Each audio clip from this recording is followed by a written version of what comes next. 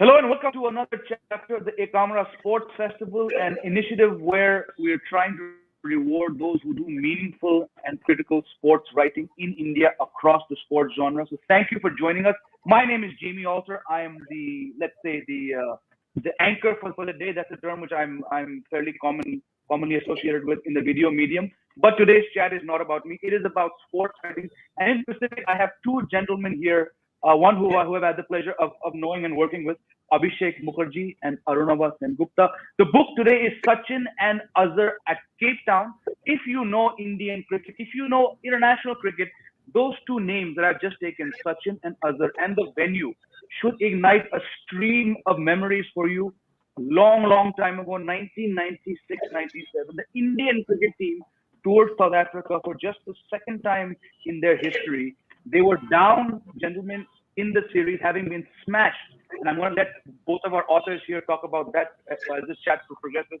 And what the stage was set when India were replying to, 530 odd runs that South Africa had put up in that second test. The book, my friends, is not just about that partnership. It spans a lot more. It talks about the shifting paradigm of Indian cricket post the '96 World Cup. It talks about what South African cricket was going through. And to get straight into it, let me welcome once again Abhishek and Arunabha. Gentlemen, take it over. Just talk about what was the idea behind this book. For a long time, Abhishek and I, when we worked together in Cricket Country, or even before that, we had always talked about this particular partnership and what a wonderful partnership it was. And it was not only remarkable innings by both, but it was against excellent bowling from a situation which cannot be worse. And remember, they had been bowled over for 166 in the previous match, and they were 59 for 5. So they had lost about 25 wickets for 224 runs in the days leading to it. So, and the bowling attack was Donald, Pollock, Klusner, and Macmillan. And whenever we talked about it, and also Paul Adams for that matter, and whenever we talked about it, we used to discuss that if it was played by, say, a couple of Englishmen, there would have been several books written about it. And it's a pity that our cricket is not that well documented. There's a line, gentlemen, at the start or the first part of the book where you rightly say that beyond avoiding an Indian defeat or the follow-on, this did little much as per the scorecard goes. But we all three of us know that it was so much more than that.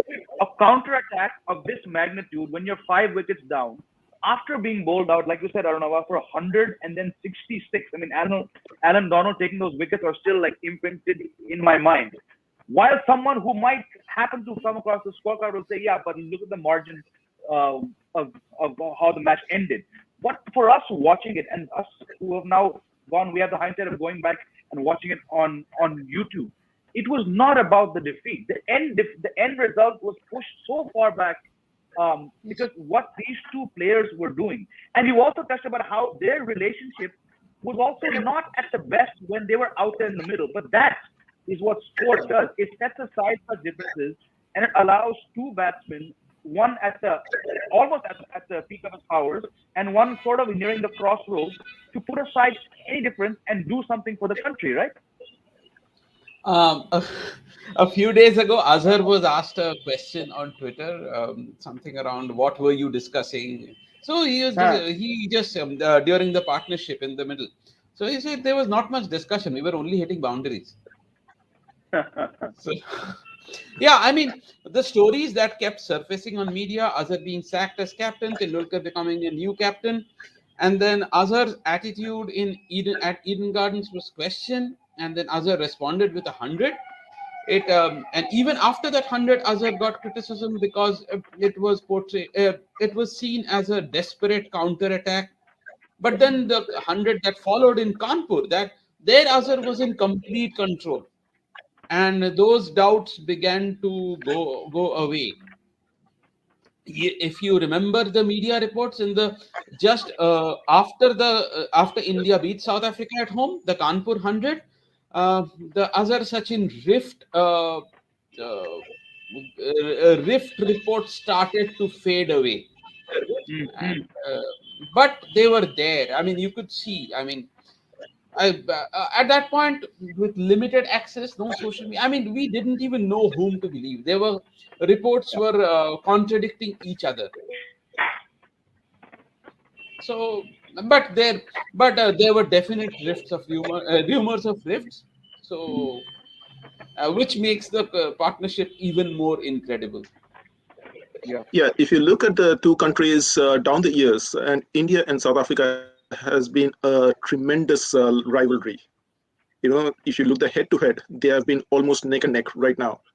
And there was the initial danger that when India started with 166, and immediately after that they were 59 for 5, there was always the danger of this becoming a one-sided affair whenever India toured. This partnership Mm. did not really turn the match on its head and completely change the result. But if you look at the next test match, India almost won it, but for light related problems and terrific innings by Daryl Kalilan. And after that, India have always, except the Mike Dennis tour, India have always managed to compete in South Africa, if not win. They have always competed, like it's 2-1, 1-1, 2-1, and so on.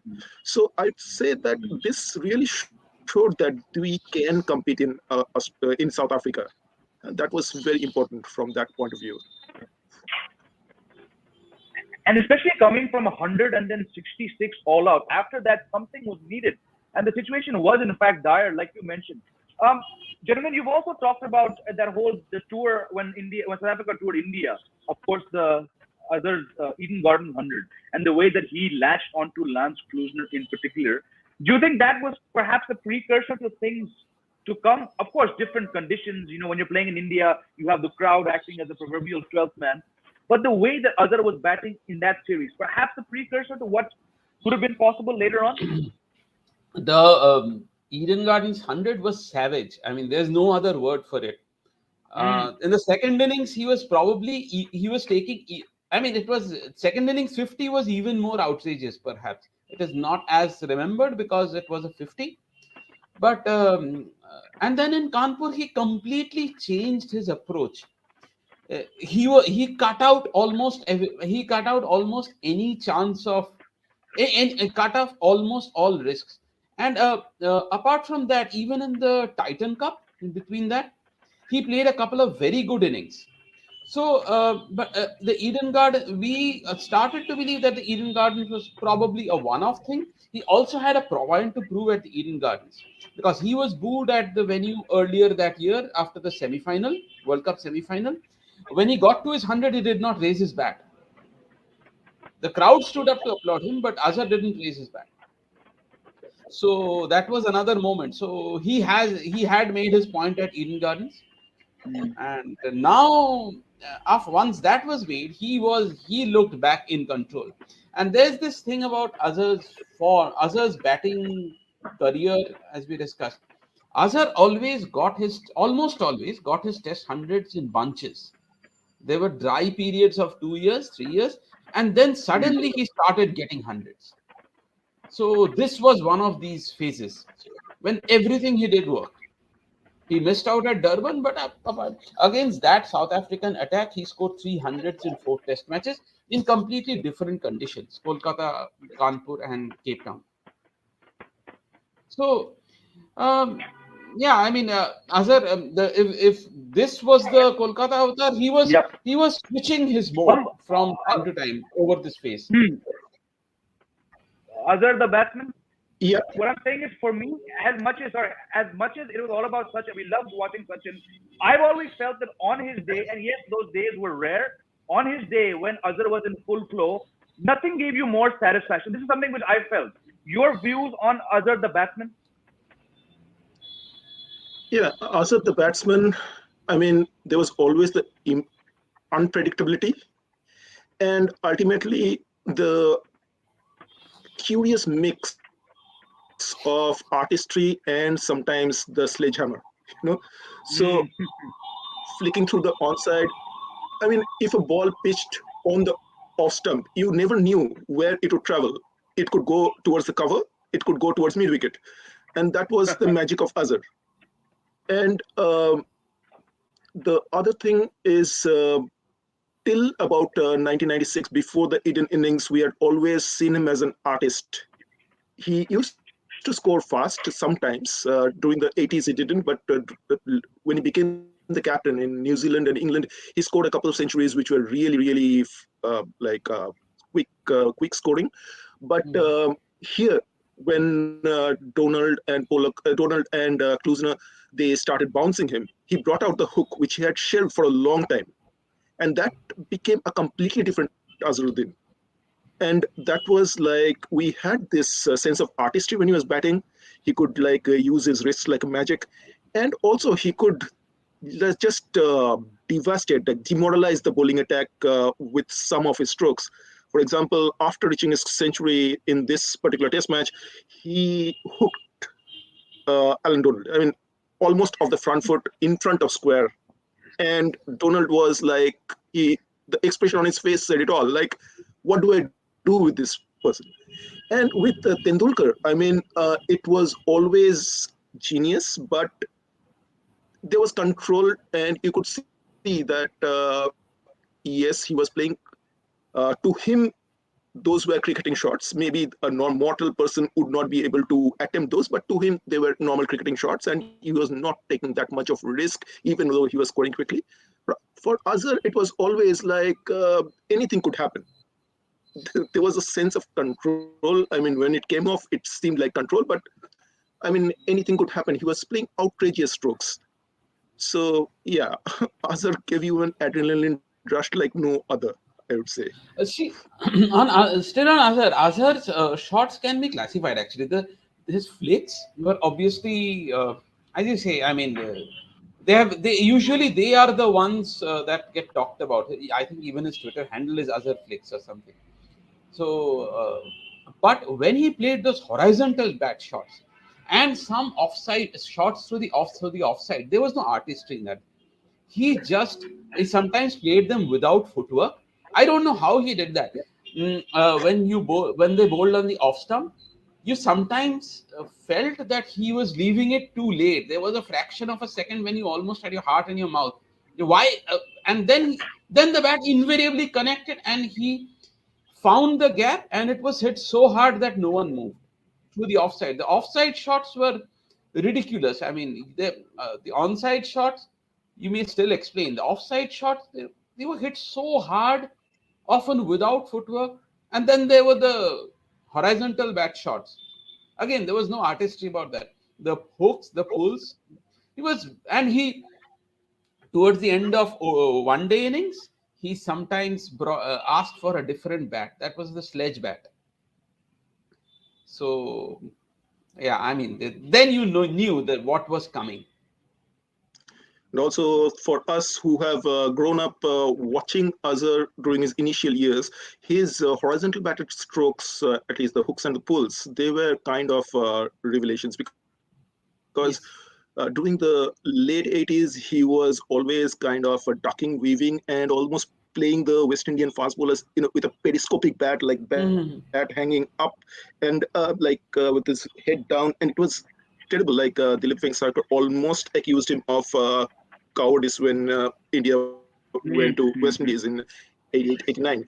And then suddenly he started these hooks and pulls, and that was really something fascinating. It was a transformation of the batsman altogether. Yeah, fascinating Jodi, as they say, because they both came from very different walks of life. And I remember the picture of the 1989 tour Pakistan. There's a young Sachin flanked by Azhar and Kapil Dev. Obviously Kapil Dev icon, Azhar nearing that icon status. How do you both view the Sachin Azhar Jodi throughout the 90s? Because by the time Azhar's career ended, it was just a turn of a new decade. But just the impact that these two batsmen had as a pair on Indian cricket. Sachin's last test as captain was Azhar's last test, and also against South Africa. So and also see Sachin's debut. Azhar was not supposed to play that test match. Raman Lamba was roped in. He was the default choice. On the morning of the test match, Lamba pulled out with an injury, and Azhar played at the last moment. He held 5 catches in the first innings, I think.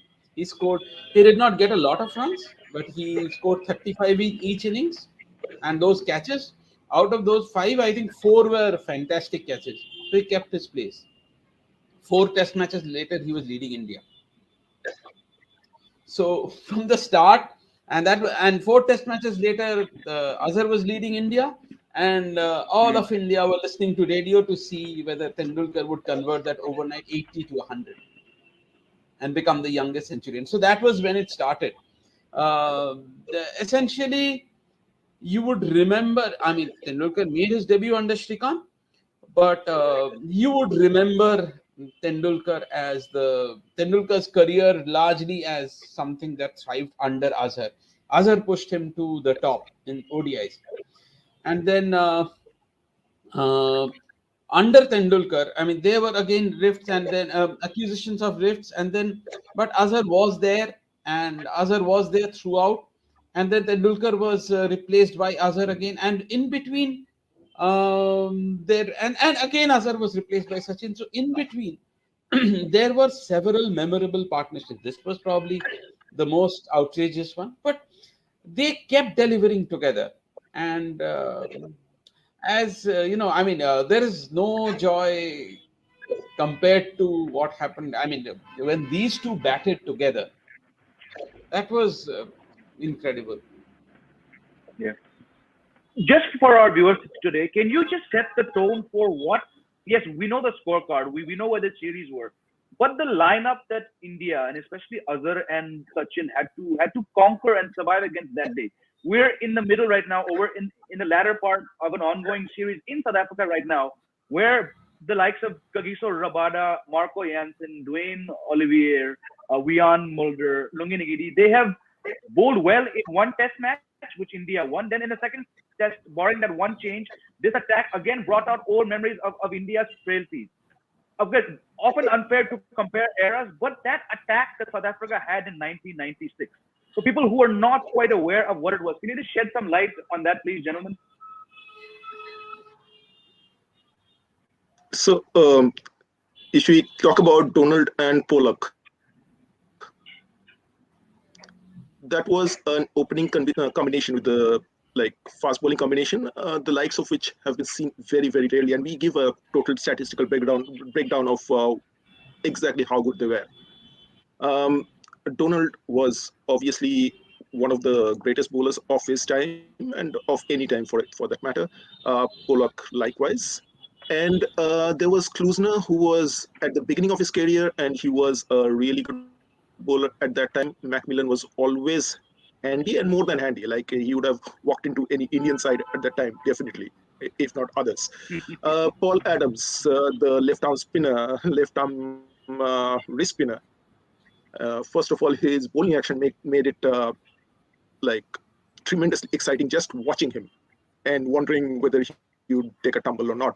But apart from that, if we look at the figures, he is the most successful wrist spinner against India. One of the most successful wrist spinners against India, is more successful than someone like Abdul Qadir or Shane Warne. So it was a tremendous attack.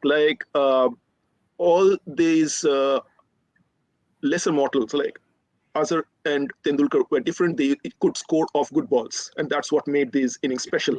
But people who waited for the bad balls, who waited to tire the bowlers out and get bad balls, would see the good bowlers out and wait for the lesser bowlers. There was no lesser bowler out there for them to take advantage of.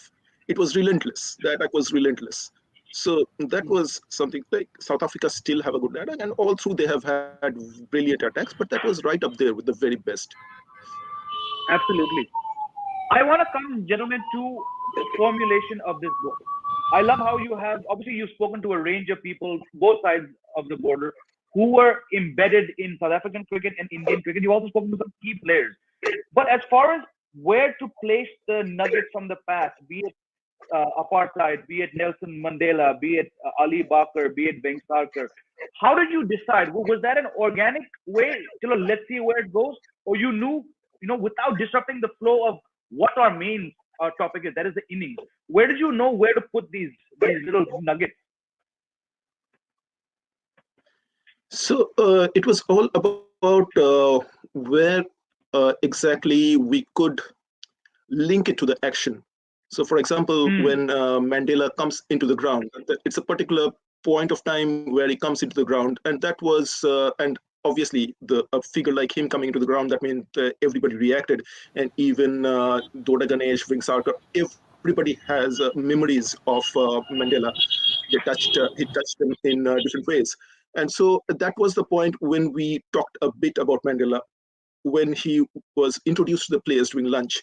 That was another point when we talked about him. Apart from that, there were different logical moments when we could bring something up. For example, Robin Jackman was doing the commentary, and there was a particular line that is said about Sachin and Azhar's batting, that he had never seen test matches played this way. And when we talk about Robin Jackman, and we are talking about the different color complications to do with cricket, and we talked about the problems he had while visiting West Indies, that was also very relevant to this topic. So it was all about it, and the different interviews that we conducted. For example, when we conducted an interview with Dilip Vengsarkar, he talked about how incredible Sachin's innings was, and what a great catch, dismissed him. And so when the innings ended, we brought that out.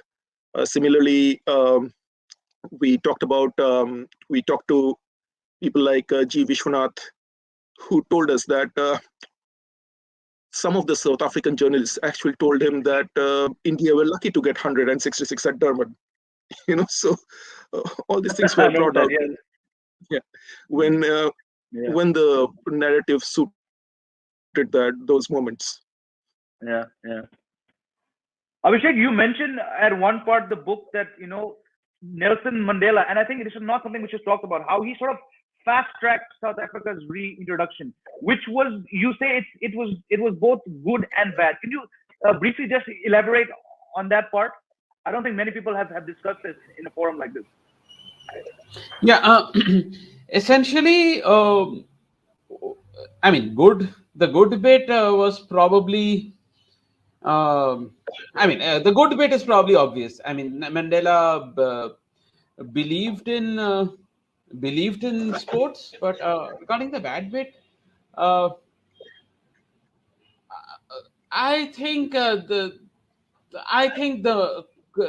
believe that quotas. I mean, the first South African teams that they fielded immediately after apartheid were essentially almost entirely white. Because even John T. Rhodes last year, Rhodes told in an interview that he was competing only with a small part of the South African population. So the inclusivity that should have been there was probably not there for the early South African teams after that played after the apartheid era. So that back then I did not realize, but that was a lot of that had to do with the fact that we did not realize how enormous the problem was in South Africa. We knew there was a problem, but we had no idea about the enormity. That part, and South African government also played a part in that. Until 1990, Definitely. we did not know. There was no clear idea. But what we do know is some of our passports, the ones that had passport, I didn't, but they had the words valid in all countries except the Republic of South Africa written on them, the Indian passports. So that was always important. Yeah, I think for me, from the book, what sets the tone is obviously the foreword written by Harsha, and the way in just a few lines he sums up his view of South Africa before going there and then after going there, and the way he's writing it. That's exact. I had the same thing, as I'm sure you guys did, having never been there.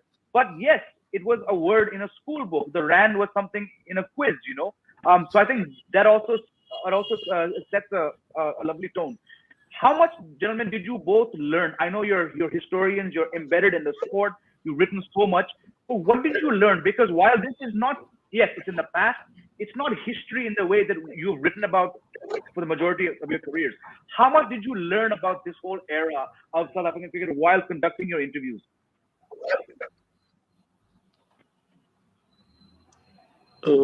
Whenever we talk to people of different eras, we come up with a particular worldview. The worldview is varies from people to people, and from era to era, and from geography to geography, based on how much exposure they have had, and so on. So if you talk to, say, Indian cricket fan of the 70s, he will swear by the 70s demigods of Indian cricket. For him, somebody like the rest of the world, whoever, that might not really exist. Similarly, you talk to some person who has grown up watching Tendulkar or Lara. It is a different worldview. What was particularly interesting is that when we talk to South Africans of that particular era, of the era when they were totally isolated, for them, all these big names like, say, Holding or Marshall or Imran Khan, they actually were not that big. What was big out there was obviously Clive Rice, Barry Richards, Graham Pollock, but also Lawrence Rowe, Colin Croft, because they had traveled there. That was a very, very unique thing that we observed, that for them, they had a completely different view of cricket. And that is not only of this particular era of South African fans, but also before that. For example, in 1956, when South Africa was playing England, there was Roy McLean, a South African cricketer, South African batsman, who was writing the tour book. And he wrote Trevor Belly was going to be the third cricketer to score 2,000 runs and take 100 wickets after Wilfred Rhodes and Keith Miller, which was correct, but which was not totally correct because Vinu Mankad had already done that. Yeah, but for them, Vinu Mankad did not exist because he came from a non-white nation. So these are really, really intricacies, the way history is written. And these are fascinating insights because, and also, if you look at the Oliver incident, which kickstarted this banning of South Africa, the isolation, when he was selected for England and the tour got cancelled, 1968-69 tour of South Africa by England, that got cancelled. There was this Louis Dufus, the South African cricket writer, who wrote that history will look askance at a colored person who is playing in England because of the support of the South African white people, and he is disrupting South African cricket. History will look askance at him. So it is so convoluted a point of view that people have had throughout history in different parts of the world, and it's true for every part of the world, maybe not that blatant anywhere else. That's a great learning that we had during this book. Also, today, I have said this, I still can't get over the fact that for a long time, South Africa chose to play only white teams. Australia, England, and New Zealand, and not the others. And everyone was fine with that. Not everyone, but international cricket fraternity, England and Australia were the voices that mattered. Things just went along, and South Africa were allowed to. It was not about South Africa. I mean, I'm surprised that South Africa were allowed to play on for as late as 1970. What happened in the late 1960s should have happened long ago.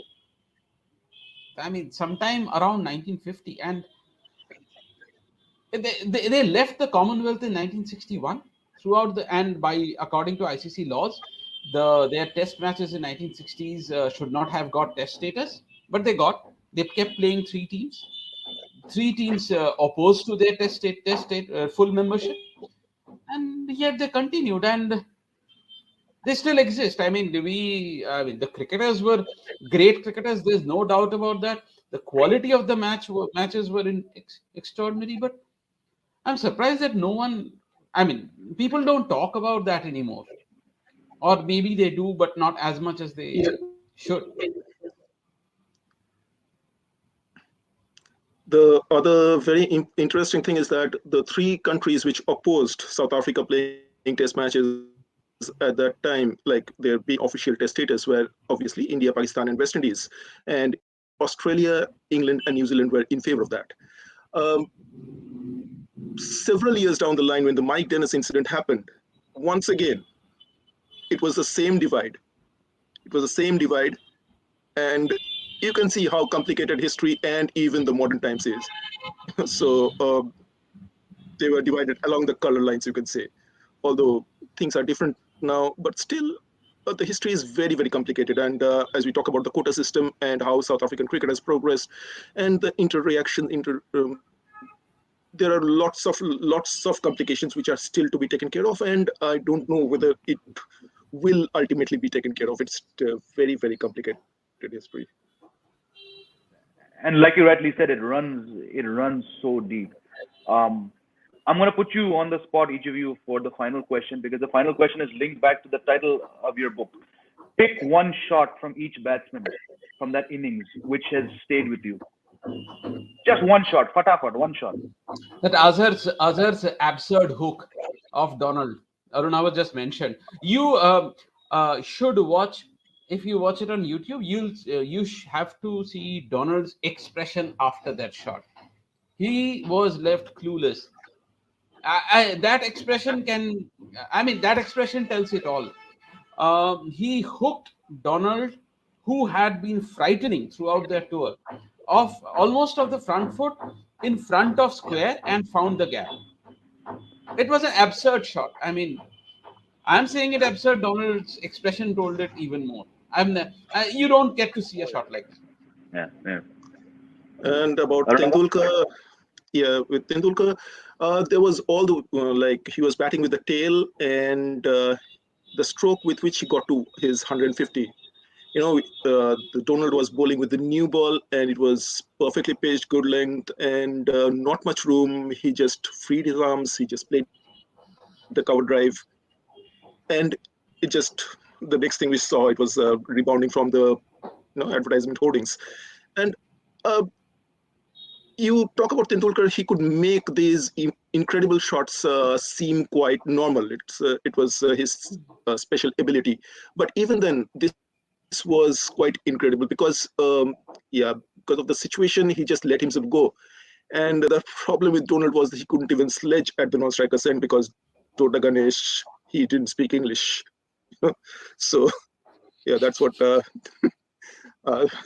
Now he is quite articulate, but at that time he didn't even speak So much. So it's Hindi great to see. or Yeah, Lovely. so. Tendulkar Fantastic. actually told him that if you want to sledge him, you just have to learn Kannada. Fantastic.